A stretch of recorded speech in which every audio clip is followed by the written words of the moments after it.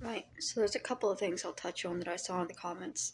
The first one, they're saying, well, you blame your parents for everything. Isn't that the same? No. No, it's not.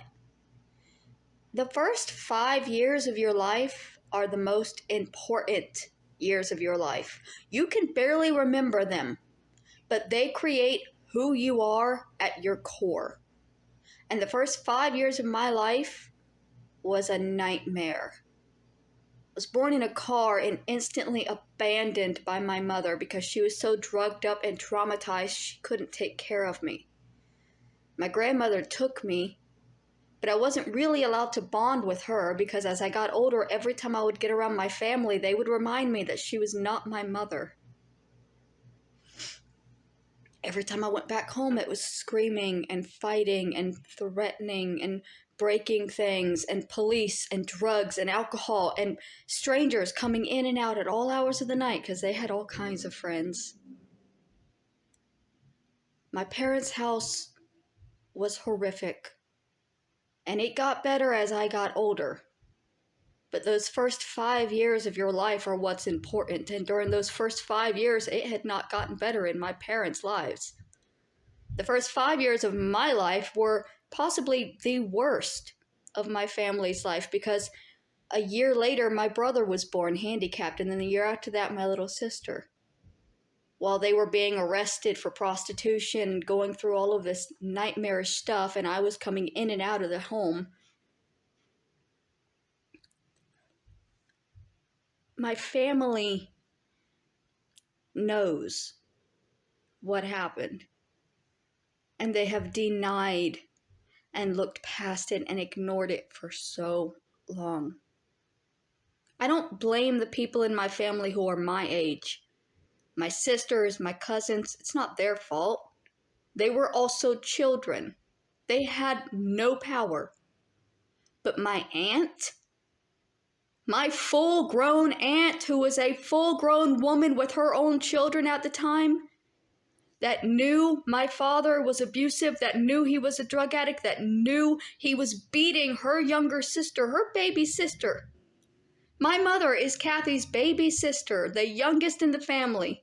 And everybody in this family knew she was getting the shit beat out of her every single night that she was married to that man. And what did they do? Nothing. They did nothing but disengage themselves from our side of the family. So they stopped coming by to visit. They stopped bringing their kids down. They wouldn't have their children around a man that dangerous. They knew he was dangerous. They didn't care. Because as Kathy says, my mom made her choice. Her choice was drugs and abuse. And her children have to live with that choice. The things they're blaming me for, I literally had no participation in. None. It's not my fault my mother is dead. Just because I didn't give her an organ, there are a million other people on this planet that did not give her an organ. Nobody is expected to give an organ to somebody. You're born with what you have, and that's yours. Nobody can dig into your body and take something from you just because they feel somebody else deserves it. Had they spoken to me about it, I would have probably given my mom a kidney, but I wasn't going to give a kidney to a woman who wouldn't even have a conversation with me. And people even gaslight me about that because they say it wouldn't even have done anything to me. It wouldn't have, because I said it was short, it would have drastically shortened my lifespan because donating a kidney can take a full decade off of your life. And they lied and said, no, that's not true. It fucking well is. You have to change your entire diet and living situation if you've only got one kidney. Regardless, my mother's choices in her life were not my fault. She chose to start drinking when she was 13 years old. How could it have been my fault when I wouldn't have been born for another 20 years? When my father killed himself, I wasn't even in the house. When my mother died, I wasn't even in Florida. When Kathy's daughter was killed, I wasn't in Georgia. I wasn't communicating with them. I wasn't in their lives. But they still blame me.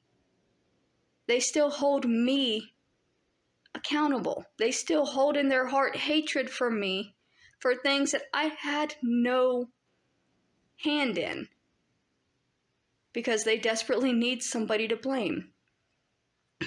Blaming the adults in your life for the traumatic upbringing is somewhat normal, because the adults are the ones that were responsible.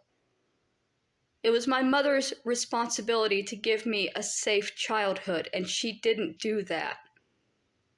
It was my aunt's responsibility to make sure that I wasn't being abused by my mother, and she didn't do that.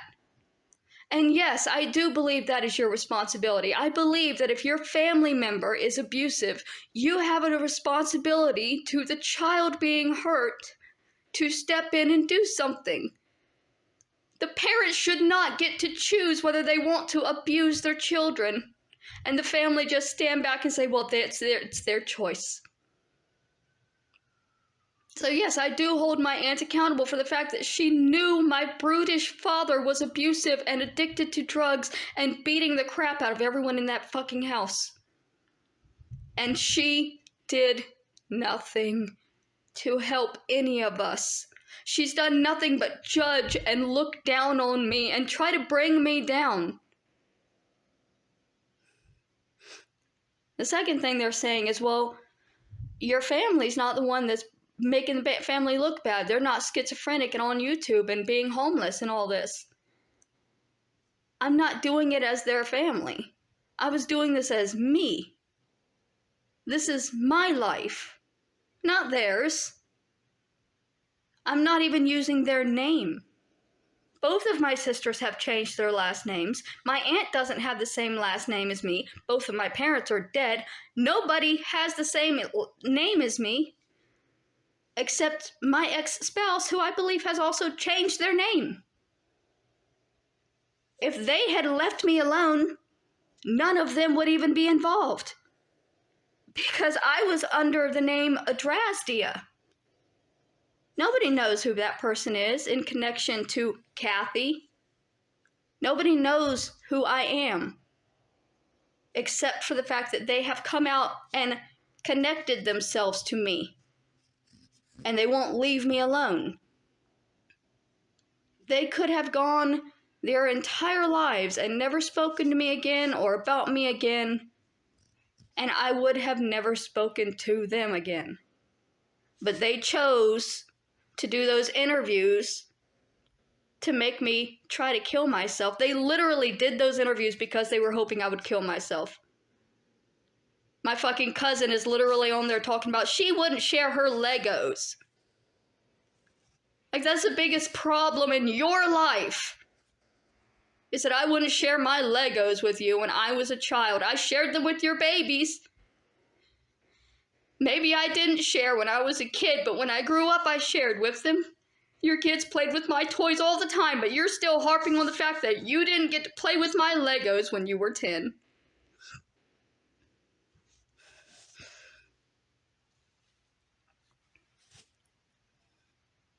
Just want to move on with my life.